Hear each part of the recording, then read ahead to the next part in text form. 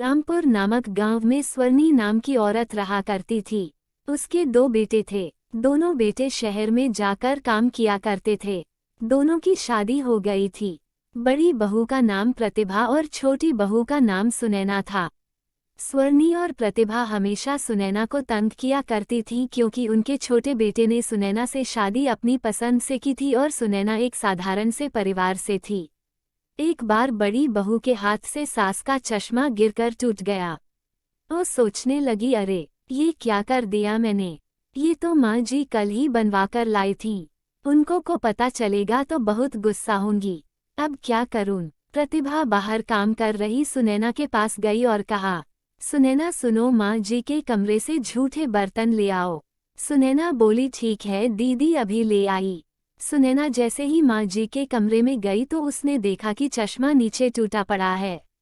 उसने चश्मा उठाया ही था, तब तक प्रतिभा माँ जी को लेकर वहां पहुंच गई।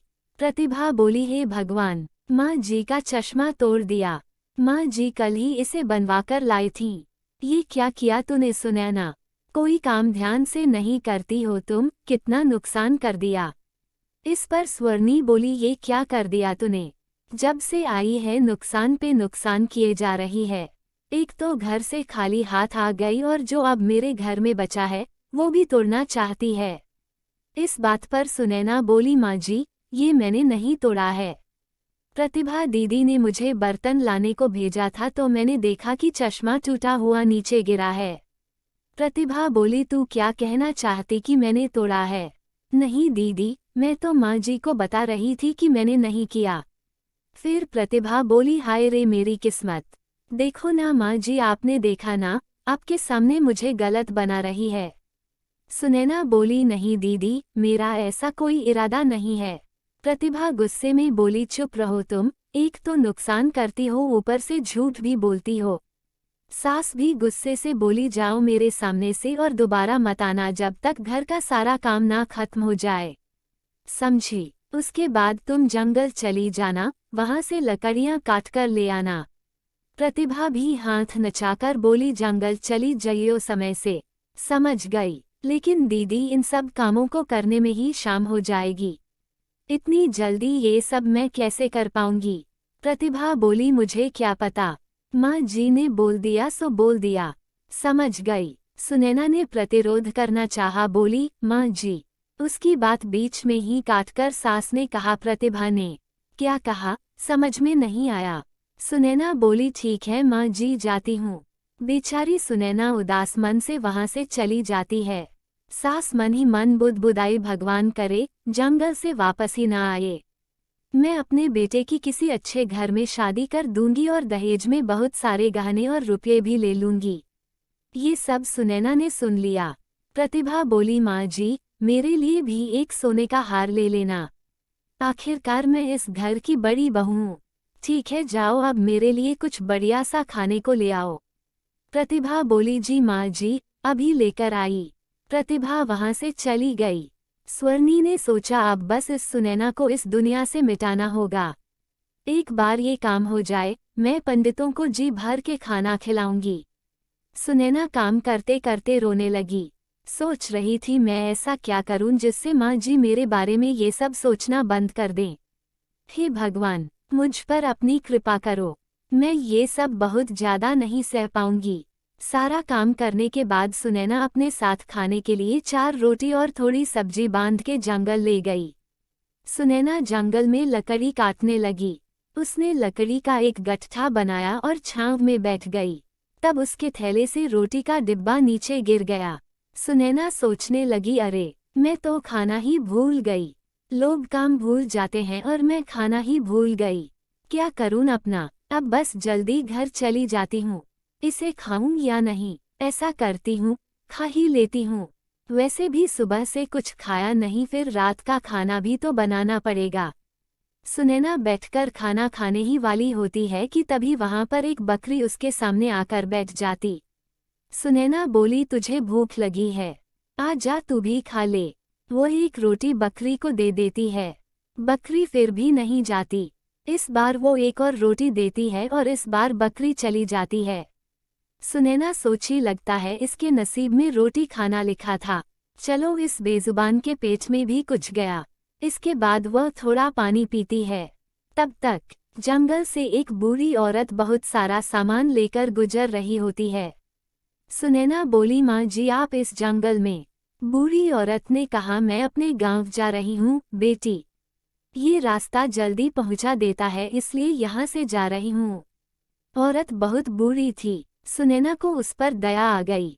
सुनैना बोली, अम्मा बैठो, मेरे पास 2 रोटी है, आप इन्हें खा लो।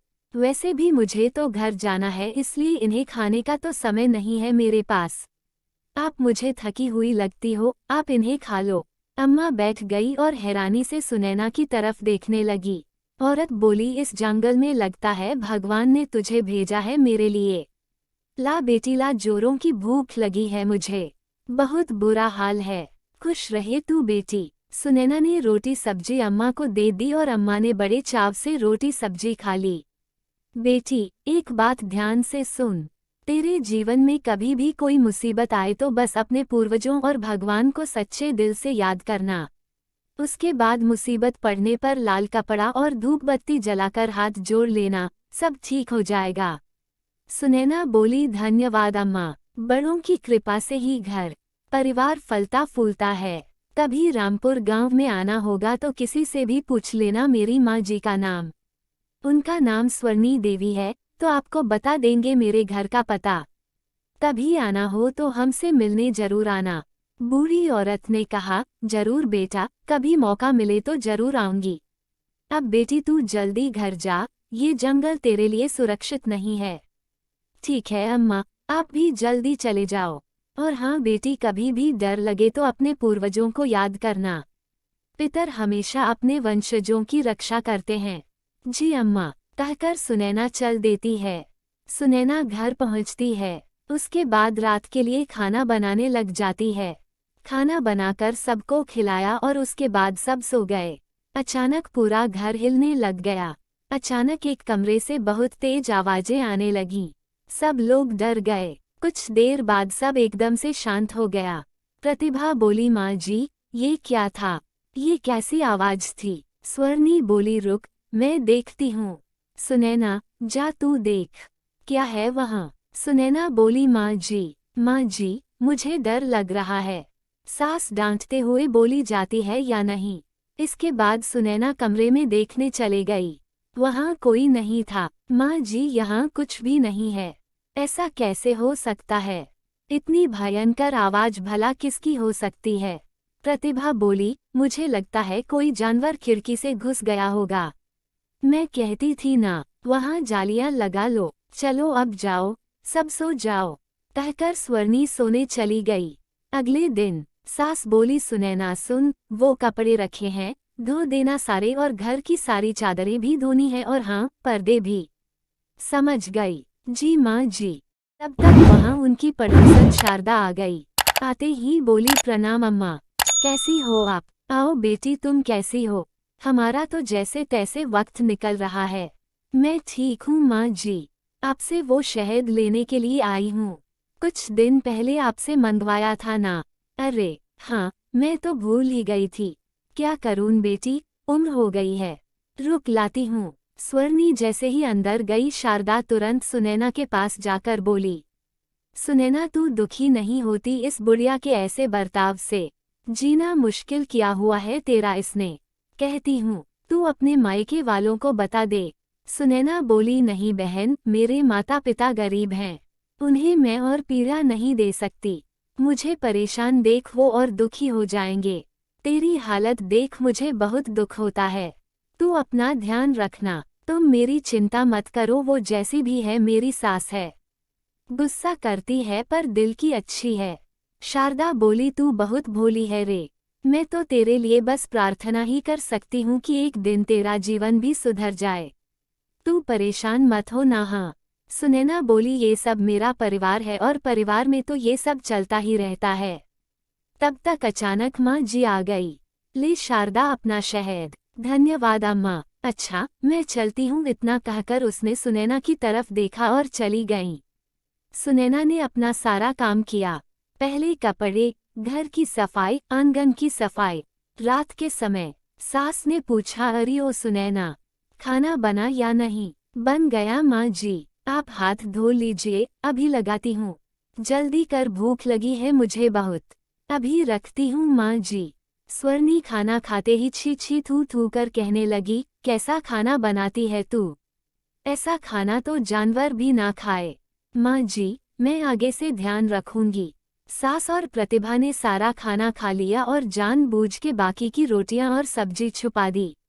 स्वर्णी बोली, और रोटी ला।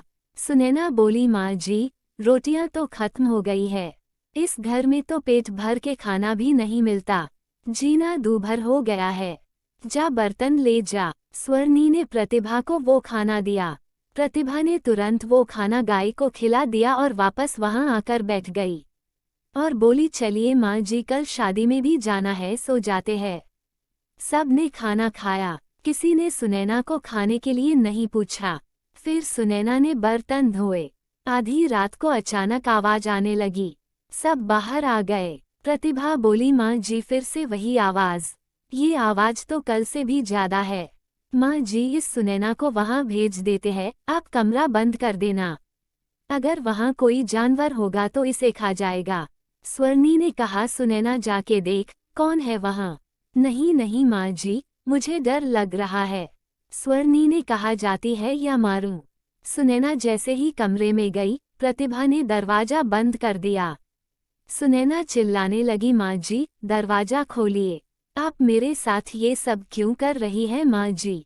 मुझे डर लग रहा है। स्वर्णी बोली, ये सब मेरे बेटे की जिंदगी में आने से पहले सोचना चाहिए था, अब भुगत। प्रतिभा और स्वर्णी दोनों हंसने लगीं। सुनैना चीखी, माँ जी, यहाँ सांप है। सांप, सांप। सुनैना जाकर कोने में छिप गई। सुनैना को अचानक अम्मा की बात याद आई। सुनैना ने तुरंत अपने पूर्वजों को याद किया। हे पितरी, मेरी रक्षा करो, कोई तो उपाय दो ताकि मैं इस मुसीबत से बच पाऊं। अचानक वहां पे लाल कपड़ा और धूप बत्ती आ गई। सुनैना को बुढ़िया माँ की बात याद आ गई। सुनैना तुरंत डरते डरते उसके पास गई और धीरे से उसके ऊपर लाल कपड़ा डाला और धूप बत्ती जलाकर भगवान का नाम जपने लगी। हे ईश्वर, मेरी रक्षा करो मेरी। प्रतिभा बोली, माँ जी, चलिए। लगता है वो मर गई, जानवर उसे अभी तक तो खा भी चुका होगा। कल इस कमरे को खोलेंगे। ठीक है, भगवान करे इस बार ये मुसीबत टल जाए। अगले दिन प्रतिभा ने कमरा खोला। सुनैना एक जगह पे ही लेटी हुई थी। प्रतिभा जोर से चिल्लाई, माँ जी। स्वर्णी बोली, क्या हुआ, कहीं भूत देख लिया क्या? स्वर्णी जैसे ही कमरे में आई, उसने देखा कि चारों तरफ सोना ही सोना बिखरा हुआ है। हमारी तो किस्मत ही खुल गई प्रतिभा। माँ जी, एक साथ दो मुसीबत टल गईं। पहली वो मुसीबत और दूसरी गरीबी। आज से हम ऐशो आराम की जिंदगी जिएंगे। माँ जी, देखिए ना इतना सारा सोना, इससे तो हमारी कई पीढ़ियां मजे से अपना जीवन बिता सकेंगी। प्रतिभा सोने का एक गहना उठा कहती है, कितना सुंदर है, मेरे गले में बहुत अच्छा लगेगा। ठीक कहा ना मैंने। तब तक अचानक प्रतिभा को जोर से कर्क लगने लगता है और माँ जी को सांप पकड़ लेता है। माँ जी चिल्लाने लगती है। चिल्लाने की वजह से ही सुनैना उठ जाती है। उसी समय अम्मा वहां प्रकट हो जाती है। बूढ़ी औरत कहती है, ये सब केवल सुनैना का है। इस खजाने में किसी ने भी बुरी नजर डाली तो उसे छोड़ूंगी नहीं मैं। प्रतिभा ने वो हार फेंक दिया। सुनैना बोली, अम्मा, माँ जी और प्रतिभा दीदी को छोड़ दो आप। नहीं बेटी, ये सब तुझे जीने नहीं देंगे। मेरे होते हुए तुझे कोई तंग नहीं कर सकता। सुनैना गिड़गिड़ाया, अम्मा, आपके आगे हाथ जोड़ती हूँ, कृपया छोड़ दो इन्हें। ठीक है, कहकर बूढ़ी औरत उन्हें छोड़ देती है। दोनों बच जाती हैं। सुनैना पूछी, माँ जी, आप ठीक तो हो ना? प्रतिभा दीदी, आप ठीक तो हो ना? सुनैना बूढ़ी औरत से बोली, अम्मा, मेरी बात का मान रखने के लिए धन्यवाद। बूढ़ी औरत ने कहा, ये सब तेरा है सुनैना? अम्मा, ये सब मेरा कैसे हुआ? मुझे आप ये सब क्यों दे रही हो? बूढ़ी औरत ने कहा, बेटा, ये तेरा ही था हमेशा से। एक जमाने में तेरे पूर्वजों ने इस खजाने को छुपाया था दुश्मनों से। वो चाहते थे कि ये सब उनके किसी वारिस को मिले जो ईमानदार और नेक हो, ताकि सबका भला हो सके। वो चाहते थे कि दुश्मन इसका गलत इस्तेमाल ना कर पाए, इसलिए उन्होंने इस खजाने की पूजा कराई। इसके बाद ये खजाना सर्प में बदल गया और तब से वो तुम्हारे वंश के सही उत्तराधिकारी की खोज कर रहा था। तुमने जिस बकरी को रोटी खिलाई वो असल में सर्प था, जो भेष बदलकर तुम्हारे सामने बकरी बनकर आया था, ये जानने के लिए कि तुम वही सही उत्तराधिकारी हो कि नहीं। बेटी, तू बहुत भोली है, सब याद रखना, ये खजाना सिर्फ तुम्हारा है। ये कोई मामूली खजाना नहीं है, मंत्रों द्वारा सिद्ध किया गया खजाना है। याद रखना, इस खजाने की सुरक्षा स्वयं सर्पदेव करते हैं, इसलिए सुनैना तुम इसके खो जाने की चिंता मत करना। ये हमेशा तुम्हारे पास रहेगा। तुम्हारा कल्याण हो। सुनैना सास से बोली, माँ जी, ये सब आपका है। इसका जो कुछ भी करना है वो आपकी मर्जी से ही होगा। स्वर्णी बोली, बेटा, मैंने हमेशा तेरे साथ बुरा किया। तू चाहती तो इतना सारा धन पाके हमें घर से बाहर निकाल सकती थी, पर तू ये सब मुझे दे रही है, क्यों सुनैना? माँ जी, मैं हमेशा चुप रहती थी ताकि एक दिन आप मेरे प्यार को समझ सको। देखो ना, आज आपको मेरा इस परिवार के प्रति प्रेम समझ आ गया। इससे ज्यादा मुझे कुछ भी नहीं चाहिए। प्रतिभा बोली, मुझे माफ कर दो, मैंने तुम्हें हमेशा मारना चाहा, लेकिन आज तुमने मुझे बचाकर मेरी नज़रों में अपनी इज्जत और भी बढ़ा दी है। आज से मैं हमेशा तुम्हारी बड़ी बहन बनके रहूंगी और तुम्हें कुछ नहीं होने दूंगी। सुनैना, इसकी हकदार सिर्फ तू है। ये जिम्मेदारी तुझे ही संभालने होगी। तेरे पूर्वजों का भरोसा है तू, इसलिए अपनी जिम्मेदारी को समझकर वही कर जो सही है। जी माँ जी, मैं आपकी बात का मान रखूंगी। इसके बाद सुनैना का परिवार बहुत अमीर हो गया। सुनैना दान पुण्य करने लगी और खुशी खुशी अपने परिवार के साथ रहने लगी।